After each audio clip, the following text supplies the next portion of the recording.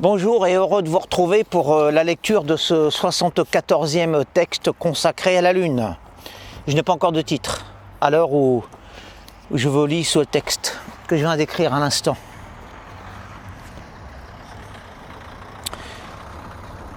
Elle porte une robe de défunt, une couronne de tristesse et se pare d'un masque de lumière. En réalité, sa face visible n'est qu'un leurre de pudeur. Quand elle brille, elle se cache pour mieux pleurer dans son ciel de solitude, la lune.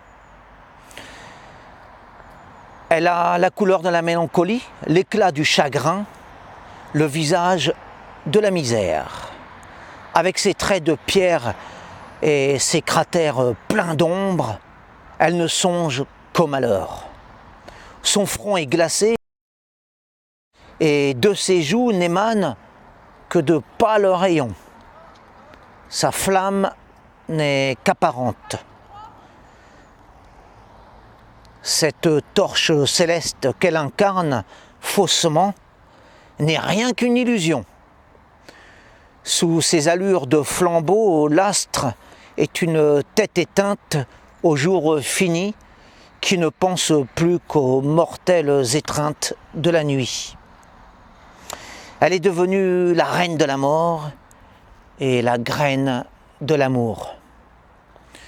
Alors ce texte est un peu plus bref que les autres, mais il n'en demeure pas moins légitime par sa qualité isarienne. Alors je pense qu'en vous lisant ce texte, j'espère du moins, je n'ai pas sauté de ligne, parce que mon texte est assez difficile à suivre, comme vous pouvez le voir. Il est difficile à suivre de manière fluide. Eh bien, je vous remercie de m'avoir fait l'honneur de cet intérêt, en espérant que je ne vous ai pas lassé avec cet énième texte consacré à la Lune. Merci à tous.